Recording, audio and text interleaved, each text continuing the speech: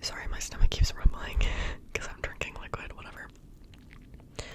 But you can open a package of beer, cider, seltzers, and just take one out and buy a single one or like two. And everything is like priced as individual cans. So you can just like open a package or like dismantle a 4-pack of beer and just buy one or two cans.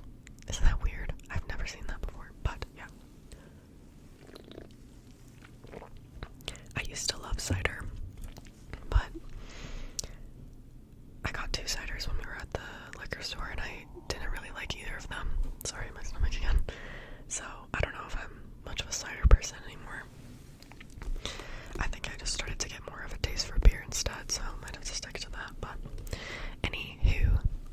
Okay. Lucy is the tourist vacationing at a beach house on Prince Edward Island. Felix is the local who shows her a very good time. The only problem, Lucy doesn't know he's her best friend's younger brother. Lucy and Felix's chemistry is unreal, but the list of reasons why they need to stay away from each other is long, and they vow to never repeat that electric night. It's either easier said than done. Each year, Lucy escapes to PEI for a big breath of coastal air, fresh oysters, and crisp Vino Verde with her best friend, Bridget. Every visit begins with a long walk on the beach. I can't talk today for some reason. Soaring red cliffs and a golden sun. In every visit, Lucy promises herself she won't wind up in Felix's bed again. If Lucy can't help being drawn to Felix, at least she's always kept her heart out of it. When Bridget suddenly flees Toronto a week before her wedding, Lucy drops everything to follow her to the island. Her mission is to help Bridget through her crisis and resist the one man she's never been able to. But Felix's sparkling eyes and flirty quips have been replaced with something new, and Lucy's beginning to wonder just how safe her heart truly is. So, this sounds really good actually. I definitely didn't know the plot of it before I bought it, but it's kind of like a trending book this summer, and it's a new romance author. So, I'm really excited. I kind of want to read this one ASAP because I start grad school / like work on Monday. So I want to finish this before it feels like it's not summer anymore. Because this is such a summery book. So that is the first one that I got from this bookstore. The next one I'll show you is I think like fantasy series. I think it's kind of like a younger audience type of book, but I love one of the authors, so I got it. It's the Gauntlet by Holly Black and Cassandra Clare. I've heard of Cassandra Clare, I think, but Holly Black is one of my favorite authors. So I had to get this one. I think it is for younger audiences. Like one of the reviews on the back of the book is from Rick Riordan, who's I don't know if I said that right, but he is the author of the Percy Jackson series, which is for younger audiences. So this is probably for like middle school kids, but it sounded kind of awesome, and I love Holly Black, so this one from this bookstore, I think the price should be in here somewhere, although I don't see it. Yeah, so this is $15.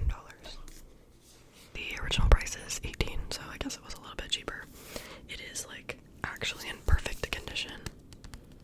There's not a single like nick on the cover, a rip in the dust jacket, nothing, so.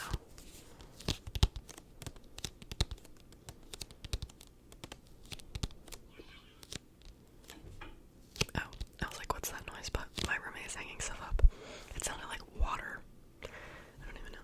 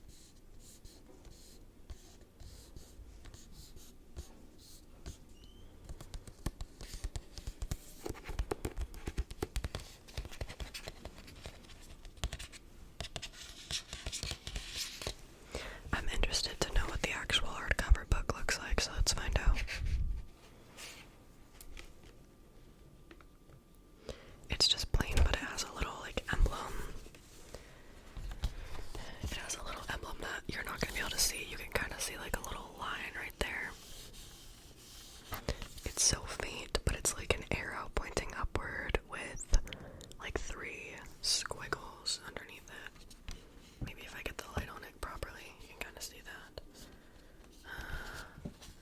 You can see a little bit. But I was expecting like golden or like coppery imprinted design. Not so much.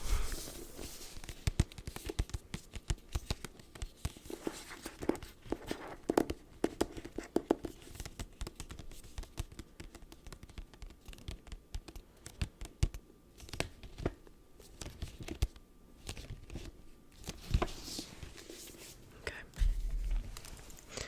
The next book that I got was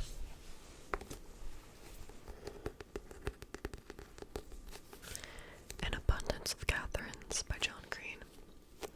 This is another like younger audience book, I'm pretty sure, but I have never read this one when I was like in middle or high school. That's kind of when I stopped my like interest in reading so much. I was around that age, which is kind of sad, but yeah, I just lost my love for it at that point. Okay, so this one, 19 Catherines and counting. When it comes to relationships, Colin Singleton's type is girls named Catherine. And when it comes to girls named Catherine, Colin is always getting dumped. 19 times to be exact. On a road trip miles from home, this anagram-happy, washed-up child prodigy, oh my god, child prodigy, there we go, has $10,000 in his pocket, a bloodthirsty feral hog on his tail, and an overweight, Judge Judy-loving best friend riding shotgun, but no Catherines. Colin is on a mission to prove the theorem of underlying Catherine predictability, which he hopes will predict the future of any relationship, and avenge dumpies everywhere, and may finally win him the girl. I'm really excited for this book because I feel like John Green has a really nice, quirky, fun, playful style to his writing. And I know I read Fault in Our Stars when I was younger. I think I read Paper Towns, but I can't remember if I finished it. I don't know. But yeah, I think he has some really good books. I read The Anthropocene Reviewed. I didn't love that one, but I thought it was like definitely good. He's a very talented writer for sure. That one just wasn't my type of book.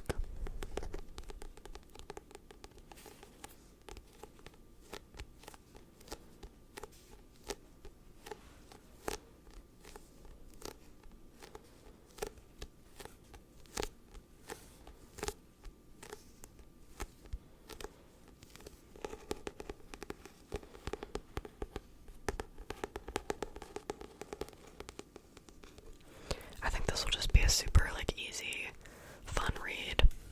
Probably will have a little bit of like a deeper theme to it because I feel like that usually happens with John Green's books.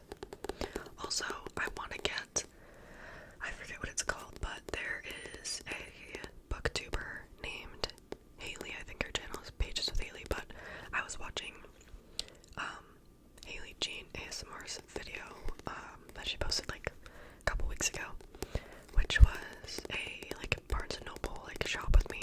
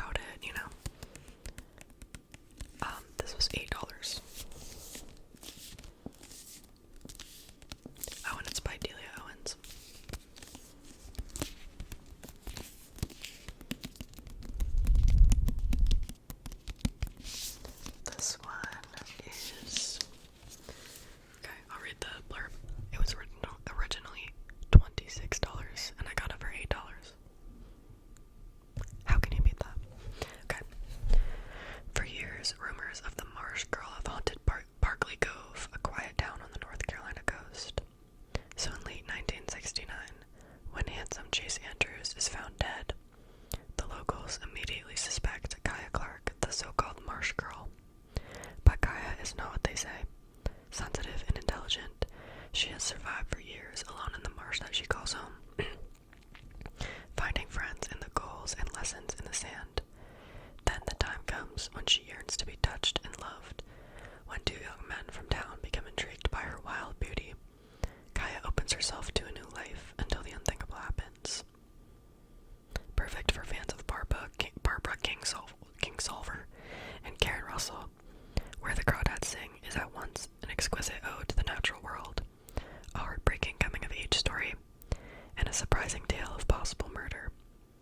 Owens reminds us that we are forever shaped by the children we once were, and that we are all subject to the beautiful and violent secrets that nature keeps.